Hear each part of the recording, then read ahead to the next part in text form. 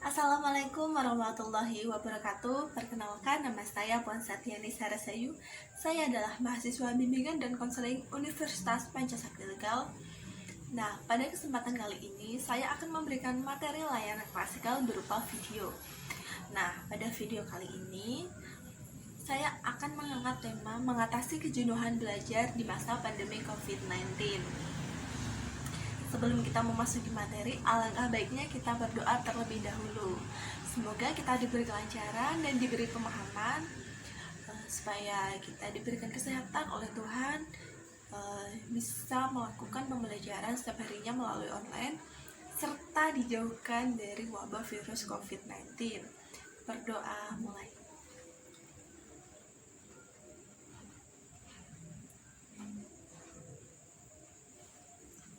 Selesai, alhamdulillah.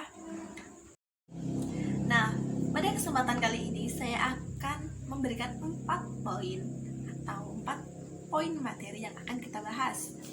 Nah, yang pertama ada materi pertama, yaitu pengertian kejenuhan belajar.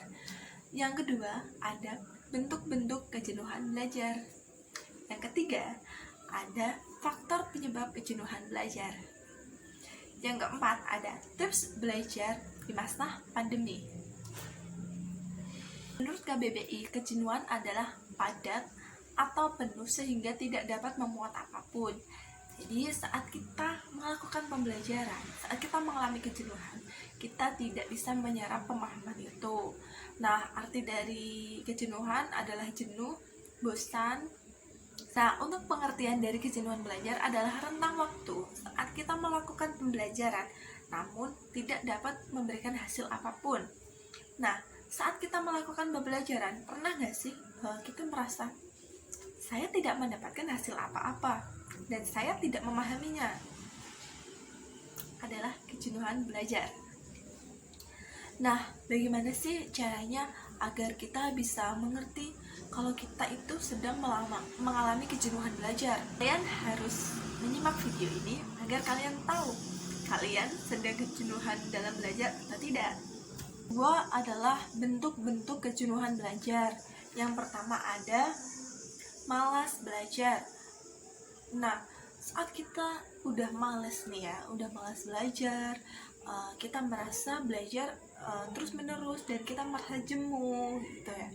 Apalagi kita dihadapkan di masa pandemi seperti ini, kita nggak bisa melakukan pembelajaran seperti biasanya, kita tidak bisa melakukan pembelajaran di sekolah, kita nggak bisa bertemu dengan teman-teman yang lainnya, kita mengurangi kegiatan di sekolah atau yang lainnya. Nah, malas belajar ini juga banyak pemicunya sebenarnya. Nah, di dalam malas belajar ini seharusnya kita memiliki motivasi tersendiri seperti itu. Mungkin dari orang tua harus lebih giat untuk menyemangati anak-anaknya agar tetap bisa semangat, nggak males. Apalagi belajar online di masa pandemi seperti ini adalah salah satu alternatif yang bisa kita tempuh seperti itu agar kita terhindar dari wabah virus corona ya. Jadi kita nggak bisa menyalahkan siapapun tentang musibah seperti ini, namun yang bisa kita lakukan adalah ikhtiar, yaitu dengan melakukan pembelajaran jarak jauh. Nah, yang kedua ada menyepelekan tugas. Nah, menyepelekan tugas ini sering kita lakukan ya. Gimana kita melakukan penumpukan tugas, seperti misal tugas hari ini kerjakannya nantilah, masih lama seperti itu. Nah, itu sebenarnya malah semakin kita menunda-nunda tugas, semakin banyak tugas yang akan menanti kita seperti itu. Bukan hanya tugas yang menanti, tapi kepanikan akan sering muncul seperti itu. Nah, kepanikan ini yang membuat kita merasa tergesa-gesa dalam melakukan atau mengerjakan tugas seperti itu. Nah, saat kita tergesa-gesa dalam mengerjakan tugas, pastinya hasil yang kita dapat juga kurang maksimal ya. Nah, maka dari itu kita harus bisa yang namanya mengatur waktu. Yang ketiga nih ya, bentuk-bentuk dari kejenuhan belajar ada tidak nyaman saat melakukan pembelajaran. Nah, kita merasa nggak nyaman, kita merasa nggak enjoy Karena mungkin sebenarnya kita udah terbiasa sama pembelajaran tatap muka seperti itu. Maka saat kita dihadapkan dengan kondisi seperti ini, kita harus mau tidak mau melakukan pembelajaran jarak jauh. Kita juga harus melewati masa orientasi sebenarnya ya. Bagaimana seseorang bisa menerima, bisa terbiasa untuk melakukan pembelajaran online seperti itu. Dan juga mungkin ada beberapa hal yang mungkin membuat kita nggak nyaman, seperti materi yang diberikan itu kurang bisa dipahami, atau videonya itu tidak jelas, atau materi yang diberikan itu kurang lengkap, atau yang lainnya. Yang namanya nggak nyaman pasti akan membuat kita nggak fokus ya. Dengan kita nggak fokus, maka saat guru atau pendidik melakukan pembelajaran, memberikan materi, kita juga nggak akan bisa fokus untuk menyerapnya seperti itu. Maka dari itu, hindari yang namanya kejenuhan belajar atau yang malas atau tidak nyaman. Paling tidak kita bisa melatih diri kita disiplin saat kita sekolah online maupun offline. Nah, yang keempat ini membagi fokus dengan kegiatan lain. Misal ini ya, membagi fokus dengan kegiatan lain. Nah, saat kita melakukan pembelajaran namun kita dihadapkan di beberapa situasi, seperti misal biasanya yang kita sering temui, Bu, maaf, saya telat untuk absen karena saya membantu orang tua saya terlebih dahulu. Karena kondisi saat ini kan kita melakukan pembelajaran dari rumah, mau tidak mau juga kita harus membantu orang tua. Tapi seharusnya orang tua juga harus memahami posisi sebagai anaknya, sebagai siswa. Mau nggak mau sesuai jadwal kita harus melakukan dan disiplin saat mengikuti pembelajaran seperti itu. Nah, kita juga walaupun melakukan pembelajaran dari rumah, kita nggak boleh menyepelekan yang namanya pembelajaran itu. Kita harus tetap patuh, on time, dan mempunyai konsekuensi jika kita telat. Ada faktor-faktor yang mempengaruhi kejenuhan belajar. Nah, faktor apa aja sih yang mempengaruhi kejenuhan belajar? Nah, yang pertama itu ada metode belajar yang tidak bervariasi. Apa ya metode belajar yang nggak bervariasi? Nah, metode belajar yang nggak bervariasi seperti monoton, seperti itu ya. Misal, kita melakukan pembelajaran via Zoom seperti itu. Saat kita melakukan pembelajaran via Zoom, pastinya kita akan dihadapkan di materi yang disajikan oleh pendidik seperti itu. Nah, kita kan nggak bisa tuh yang namanya merekam semuanya dengan alasan mungkin memori atau yang lain seperti itu. Nah, metode belajar yang tidak bervariasi seperti kita hanya melakukan pembelajaran dengan aplikasi itu saja atau dengan kegiatan itu saja seperti itu. Jadi kita merasa bosan saat melakukan pembelajaran. Lah, saya bosan pakai aplikasi itu terus, materinya itu terus, bentuknya itu terus. Jadi kita sebagai siswa juga harus memiliki inovasi tersendiri. Misal kita menyampaikan kepada guru, Bu, tolong Bu, untuk pertemuan minggu depan kita bisa melakukan pembelajaran seperti ini, seperti ini. Nah, dengan itu kalian juga membantu teman-teman kalian untuk menghindari kejenuhan belajar seperti itu ya. Dengan memberikan masukan kepada guru, mungkin guru bisa memberikan perubahan dalam memberikan materi pada siswa. Nah, yang kedua, belajar hanya di tempat tertentu. Nah, mungkin kita melakukan pembelajaran hanya di rumah aja ya. Kita mengikuti pembelajaran hanya di rumah, di kamar, pasti kita jenuh dong. Nah, kita nggak bisa melakukan kegiatan di luar rumah. Nah, apa aja sih yang bisa kita lakukan? Misalnya, kita memberikan sentuhan sedikit di tempat-tempat yang sering kita lakukan pembelajaran. Misal di kamar, kita memberikan suasana yang berbeda di dalam kamar seperti itu, agar kita nggak merasa jenuh, nggak merasa bosan saat kita melakukan atau mengikuti pembelajaran di kamar. Nah, dengan cara seperti itu, kita sendiri sebagai siswa, suasana belajar yang nggak berubah seperti ini. Misal seperti guru atau pendidik memberikan materi. Setelah itu hanya menjelaskan sedikit. Nah, misalnya suasana belajar kita ganti, yang biasanya kita belajar di dalam kamar, kita bisa keluar rumah sebentar seperti itu ya. Kita melakukan pembelajaran atau melakukan pengerjaan tugas di luar rumah seperti itu, tapi dengan protokol kesehatan pastinya ya. Nah, saat kita melakukan atau mengerjakan tugas di luar kebiasaan kita, mungkin di kamar, diganti lagi lah di halaman atau di mana seperti itu, mungkin bisa merefresh pikiran kita. Yang keempat, ada kurang aktivitas hiburan. Nah, yang namanya aktivitas hiburan itu juga penting ya bagi kita, apalagi di masa-masa seperti ini. Hiburan juga membantu kita untuk merefleksikan pemikiran kita seperti itu.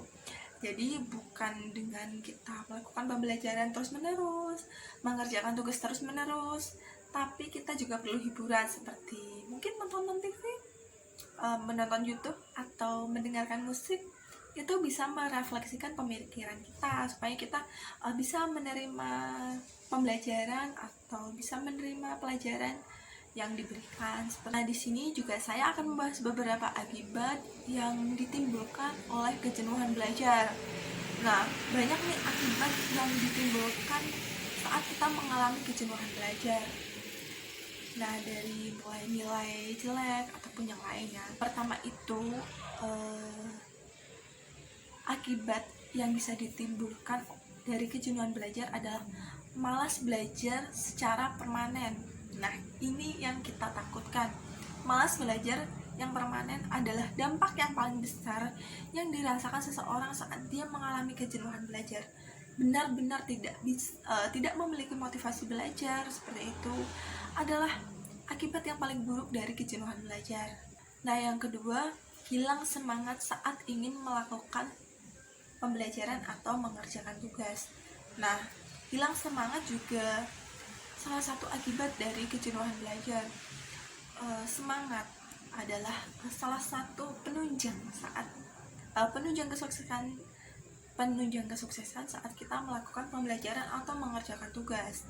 Bukan apa-apa, semangat adalah kunci utama mood kita untuk melakukan suatu kegiatan. Ketiga, sulit berkonsentrasi.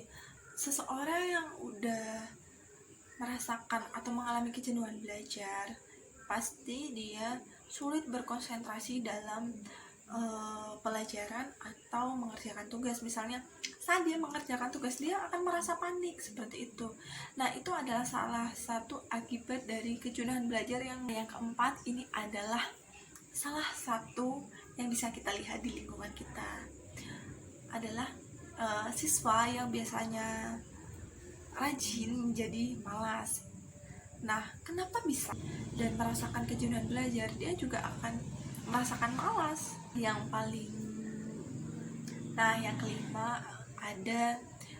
kelima ada kadang-kadang seseorang ini mempunyai niat untuk belajar, namun dia memang benar-benar merasakan malas, semalas-malasnya untuk melakukan pembelajaran atau sekedar mengerjakan tugas. Ini benar-benar yang harus kita hindari, yang namanya kejenuhan belajar, supaya kita tetap bisa melakukan kewajiban kita sebagai siswa. Nah, yang keempat adalah poin dimana tips belajar menyenangkan di masa pandemi. Nah, apa aja sih tips belajar menyenangkan di masa pandemi? Nah, yang pertama adalah membuat kelompok belajar kecil.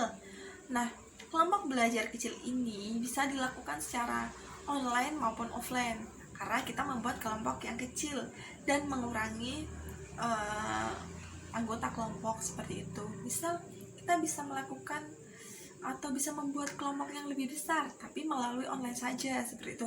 Kita bisa melakukan diskusi, sharing materi seperti itu. Kadang ada beberapa anak yang mungkin saya nggak bisa nih kalau dijelaskan lewat online, saya harus mencatat, saya sering bingung seperti itu. Nah, maka dari itu dengan adanya kelompok lewat grup, maka kita bisa sharing. Oh, aku punya materi seperti ini, aku punya materi seperti ini. Mungkin teman-teman kita yang belum memiliki materi bisa memahami materi yang kita punya. Kedua, ini ada mengganti suasana belajar. Nah, suasana belajar seperti apa sih yang harus kita terapin? Nah, suasana belajar ini tergantung kalian. Nah, dengan suasana baru pastinya kita akan memiliki mood yang baru seperti itu ya.